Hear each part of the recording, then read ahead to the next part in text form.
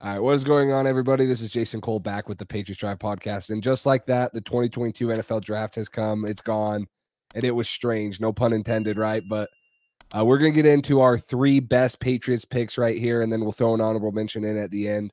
A couple reaches, a couple decent value ones, and then definitely hit on positions of need. But Cole, let's start on the offensive side and getting Mac Jones a weapon that he needed. And start with the fastest receiver in the draft class at Tyquan Thornton. So what are your thoughts on Tyquan?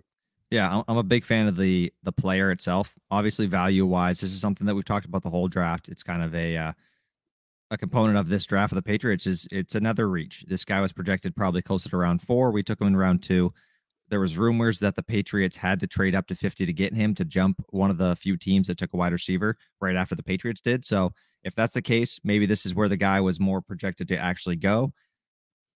If this was the list of like players I'm most excited to watch, this guy's got to be at the top. I mean, just game breaking speed, ran a 4.28 at the combine. He's 6'2", about 180 pounds.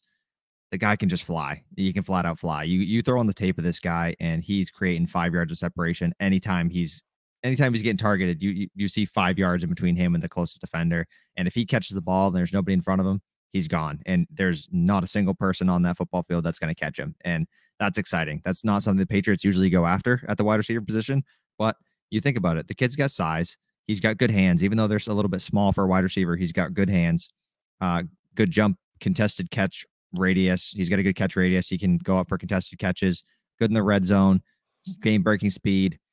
His 3-cone wasn't as impressive as a time. So that's one thing. His kind of vertical movement side to side, getting in and out of routes. Like, you're not going to use him as a guy in the slot probably to run all these complex routes, but he has a decent route tree, and the guy, especially vertically down the field, once he turns his motor on, he starts running in a straight line. This guy is flying down the field. So it's going to be really exciting to see how the Patriots use him.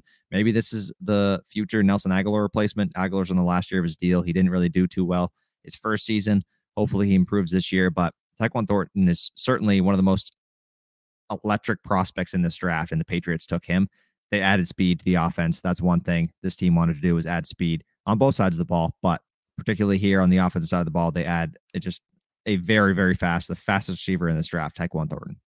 Yeah, size, speed, length, they got it all here. And he had 62 receptions last year, 941 yards on a Baylor team that was pretty run heavy, relies heavily on the wide zone scheme that they have, averaged 15.2 yards per catch and got 10 touchdowns. So, Baylor was no average Joe Schmo. They won the Big 12. They won a New Year's Six bowl, and, they're right in there. So Baylor, he's come from a good program, and they didn't have the best quarterback. So I'm excited about this. Like you said, this is like a true track speed type of player right here. Like, he can, maybe fine tune some of his speed, get a little bit faster on his in and out breaks, but he's going to definitely be able to blow by guys. And we really haven't seen guys like that since maybe Brandon Cooks and even maybe Randy Moss back in the day. And so he's someone that I'm super excited. A lot of Patriots fans should be. Mac Jones should be.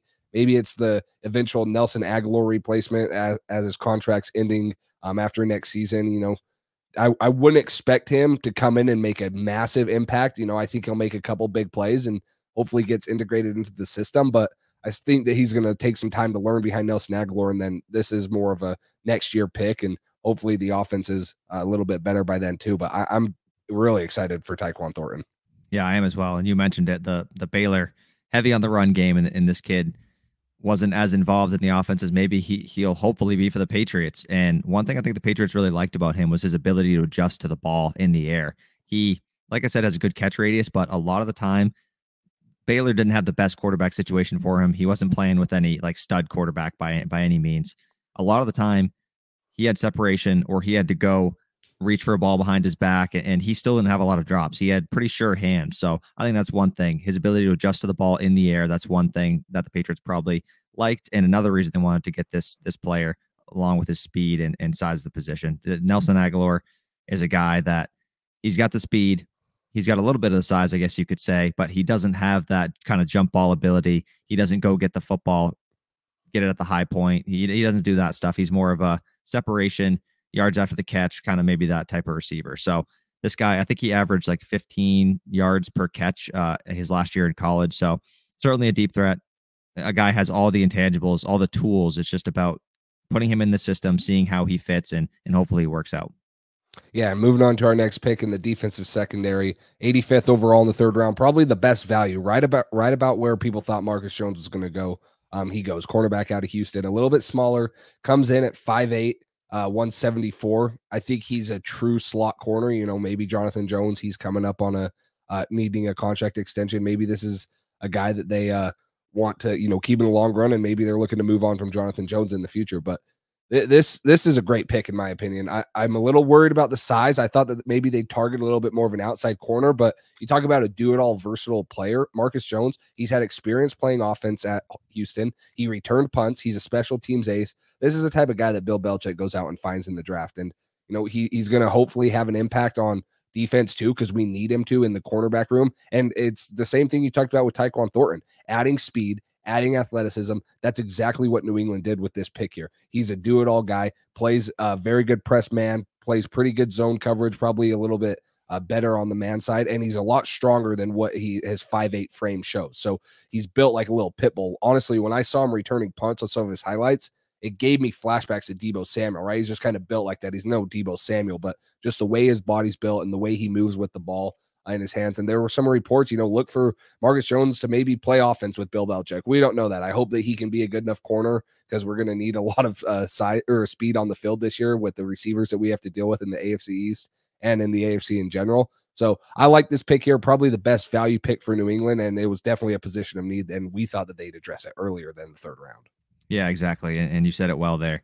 He's a guy who plays a lot more physical than his size. Like, putting on his highlight tape, there's a lot of really big hits. He's not afraid of anybody. For his size to fly in there and hit anybody as hard as he can, he gets fired up about it. He plays with passion. He plays with energy and physicality, and that's what you like to see out of a guy like this. He's very versatile. Like you mentioned, he can play defense, offense, and special teams.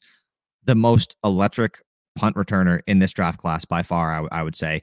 This kid, he's certainly special in that aspect, and he's had some big plays. So he's going to be fun to watch. It's going to be fun to see how the Patriots use this guy as a chess piece. Hopefully, like you said, he can play at slot corner for us. We both thought they would draft an outside corner.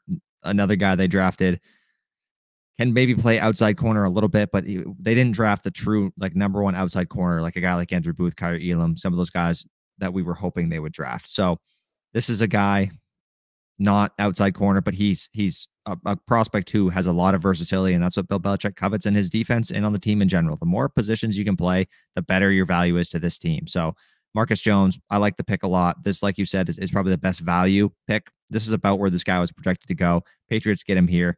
Undersized weapon, though, on the he can be used, like you said, offensive, defensive, and special teams. So I like this pick a lot. But coming up, next pick, running back, Pierre Strong. What are your thoughts on this kid? Yeah, my favorite pick of the draft so far. I think that we talked about New England needing a running back, and I think that taking two is almost writing on the wall that Damian Harris is probably not going to be here next year, which sucks. We all love Damian Harris. I love the way he plays. But Pierre Strong is so similar to Damian Harris, in my opinion. 811 yards after contact, 3.3 yards per carry, or yards after contact per attempt. He's averaging 7 yards per carry. So, and he's playing at the FCS level. Some people are going to knock the level of competition. South Dakota State played in the national championship a couple years ago. They were, top 5 in the FCS this year too, when they lost to Montana State, and Montana State loses in the national championship. So these guys are playing top of the line FCS football. It's not, no scrubs. It's not UT Chattanooga, Cole Strange guys. I like Cole Strange as a player, but his competition was nowhere near what's being played in the Missouri Valley with Pierre Strong. So the one knock on Pierre Strong is he's not a true pass catcher. Bill Belichick covets those guys that can do both. We saw that with Ramondre Stevenson. He had a 44 flat receiving grade from PFF. I've never seen a grade that low for anything on PFF. And it's just because South Dakota State didn't do that. They didn't use him that way. They were such a run-heavy offense, and they felt like he didn't need to catch the ball. So I'm not saying he can't, but we haven't seen it yet. We know he has the track speed, 4.37. You talk about getting Tyquan Thornton, the fastest receiver in the class. This is the fastest running back at the combine at 4.37 with Pierre Strong. Yeah, it was clear the Patriots wanted to get faster on both sides of the ball, but especially offensively here. Last year, one of the biggest problems, and this is what a lot of NFL executives said, was that when they played the Patriots, they weren't afraid of anybody speed wise. They weren't afraid anybody's going to beat them over the top. They weren't afraid of anybody breaking away a big play. This is a guy with big play potential. I can't remember his exact number, but he had a ridiculous amount of 50+ yard touchdowns. I believe it was maybe 5 50+ yard touchdowns or 50+ yard runs in his career there. So this guy has speed to get through the second level and to just break away for one. And that's what we saw with Damian Harris in that Buffalo game. This kid's got wheels for running back, and he's physical, like you said, breaking tackles, doing all that stuff. In the passing game, he needs to work on pass blocking and just being used in the passing game in general. But like you said, they don't do that a lot. So it's like a cornerback who, like Trent McDuffie, who played a lot of zone or whatever. Oh, can he play man? Probably, but we just haven't seen him because that's not what they showed on tape. We don't have a lot of reps of him doing that. So maybe he had a 44 pass reception grade or whatever it was. But if you don't see it, all it takes is 1 or 2 bad reps, and that tanks your grade because you don't have enough tape on there. So we don't know that this kid can't do it. I'm sure that's going to be something that they're going to figure out how to utilize this kid. They always figure out how to utilize guys in the passing game. They're great at that for running back. So it's going to be really interesting to see what they can get out of this kid. Super exciting prospect. The speed alone, the physicality. I know it's at the FCS level, but just bringing this talent into New England, into this draft room. Damian Harris, Ramondre Stevenson, and Pierre Strong is a crazy 3-headed monster. Yeah, and expect, New England usually does this. They didn't do it with Ramondre Stevenson after they traded Sony Michel, but I'd expect a redshirt year type of year out of Pierre Strong for this year. And, when they don't bring Damian Harris back, if whatever it is, then, that's his time to shine, and he'll probably be one second fiddle to Ramondre Stevenson. But I think that you give him a redshirt year, let him learn, still let him develop, maybe get better in pass protection, like you said. This will be a great pick in the next couple of years. Also, he had the most carries of 15+ yards last season at 30 carries of 15 or more yards. I think you read me that stat. But we're going to move on to our honorable mention pick right here. Austin Stuber. Sorry, I was going to say Schuber. Austin Stuber, offensive tackle out of Michigan. Massive, 6'7", mountain of a man. People compared him to Michael Winu at the Senior Bowl. Cole, what are your thoughts on grabbing another big offensive tackle from Michigan late in the draft? Yeah, I mean, they seem to like these guys. This is a guy that Michigan coaches, executives there, whatever, talked about him being one of the smartest football players on that team. He's just a smart guy who is technically sound. Maybe he doesn't have the best traits physically, athletically, like he's not going to blow you away maybe in that aspect, but he always seems to be in the right place at the right time and doing the right thing. Has good technique. They like Michigan offensive linemen. That Michigan has had a pretty good offensive line for the past 4 years or whatever it's been. And they always seem to grab one guy from there and take a shot on him. Like you said, people compared him to Mike Onwenu. That's a great comparison. He was taken in the 6th round. We got this guy in the 7th round. Why not take a shot on this kid, see what he can do? He's a tackle. We need a tackle. This kid doesn't necessarily project as a NFL starting left or right tackle. He played mostly right tackle, I believe. But this is a kid who you can fill in your depth there. If a guy like Isaiah Wing or Trent Brown gets hurt, maybe he's a plug and play guy that can fill in for the rest of a game or anything like that. So super smart player, pretty technically sound, does a lot of the right things. And I'm happy to add this kid. It was good value here in the 7th round. Yeah, 100%. Out of 795 snaps he took in college, only allowed 2 sacks, and they called it Mr. Consistent at Michigan. For 3 years, he just did everything right, like you said. Not going to wow you athletically. That's why he's down in the 7th round, but you probably couldn't find a more consistent offensive lineman in his time at Michigan. Falls to the 7th round. Bill takes a waiver on him. He's a second-team All-American guy. Why not take a chance? Like you said, it doesn't hurt you at this point. No one has this high expectations on the 7th round pick, but they seem like they're, talking about him like they have some hopes that he could come in and, potentially take over a tackle position depending on when that is and if he continues to develop. So I thought this was a very good draft pick right here and with our last one at 245. And then, along with the other guys that we talked about, maybe not the best draft that Patriots fans wanted to. They definitely established positions of need and got guys that we thought that they would, just not at the value we thought they would. So that's the problem with the draft. We'll get into that more on Tuesday at 9 p.m. Eastern time. We're going live, so make sure you guys like and subscribe this video. Comment down below who your favorite picks were for the Patriots, if you even had one. Some of you guys might not have one.